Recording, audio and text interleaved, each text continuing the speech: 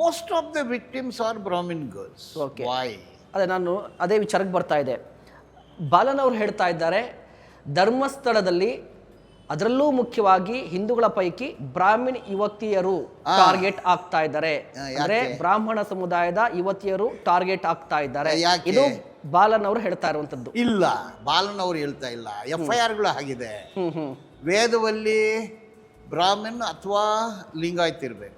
ಪದ್ಮಲತಾ ಬ್ರಾಹ್ಮಣ್ ಹುಡುಗಿನೇ, ಅನನ್ಯ ಭಟ್ಟು ಬ್ರಾಹ್ಮಣ್ ಹುಡುಗಿನೇ, ಲಕ್ಷ್ಮಿ ಬ್ರಾಹ್ಮಣ್ ಹುಡುಗಿನೇ, ಸುಮಾರು ಹುಡುಗಿರು ಬ್ರಾಹ್ಮಣ್ ಹುಡುಗಿರೆ. ಇದು ಯಾಕೆ ಯಾಕೆ why see not even one Muslim girl, not even one Dalit girl,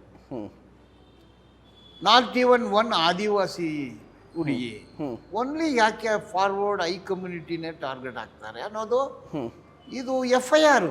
okay, factual matrix, facts, fiction ಅಲ್ಲ. ಮತ್ತೆ ಅಲ್ಲಿ ಮೈಕ್ರೋ ಫೈನಾನ್ಸು 40,000 ಕೋಟಿ, ಮೀಟ್ರ್ ಬಡ್ಡಿ, ಅದ್ರ ಮೇಲೆ ಸುಮಾರು FIRಗಳು ರಿಜಿಸ್ಟರ್ ಆಗಿದೆ. ಮಂಗಳೂರಲ್ಲಿ ರಿಜಿಸ್ಟರ್ ಆಗಿದೆ, ಚಿಕ್ಕಮಂಗ್ಳೂರಲ್ಲಿ ರಿಜಿಸ್ಟರ್ ಆಗಿದೆ, ಹಾಸನಲ್ಲಿ ರಿಜಿಸ್ಟರ್ ಆಗಿದೆ. ನನ್ನ ಹತ್ರ FIRs ಎಲ್ಲ ಇದೆ. Most of the victims are Brahmin girls. Why? ಅದೇ ನಾನು ಅದೇ ವಿಚಾರಕ್ಕೆ ಬರ್ತಾ ಇದೆ.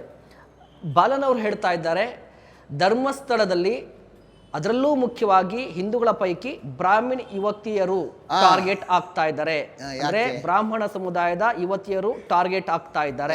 ಇದು ಬಾಲನ್ ಅವರು ಹೇಳ್ತಾ ಇರುವಂತದ್ದು. ಇಲ್ಲ, ಬಾಲನ್ ಅವರು ಹೇಳ್ತಾ ಇಲ್ಲ, FIRಗಳು ಆಗಿದೆ. ವೇದವಲ್ಲಿ ಬ್ರಾಹ್ಮಣ್ ಅಥವಾ ಲಿಂಗಾಯತ್ ಇರಬೇಕು.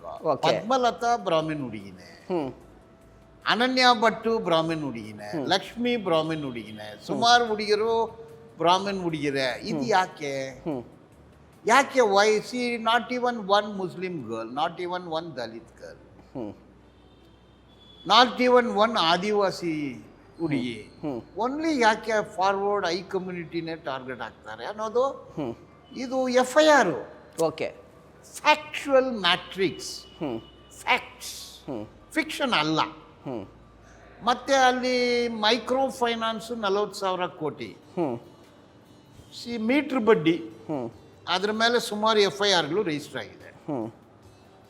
ಮಂಗಳೂರಲ್ಲಿ ರಿಜಿಸ್ಟರ್ ಆಗಿದೆ, ಚಿಕ್ಕಮಂಗ್ಳೂರಲ್ಲಿ ರಿಜಿಸ್ಟರ್ ಆಗಿದೆ, ಹಾಸನಲ್ಲಿ ರಿಜಿಸ್ಟರ್ ಆಗಿದೆ. ನನ್ನ ಹತ್ರ FIRs ಎಲ್ಲ ಇದೆ.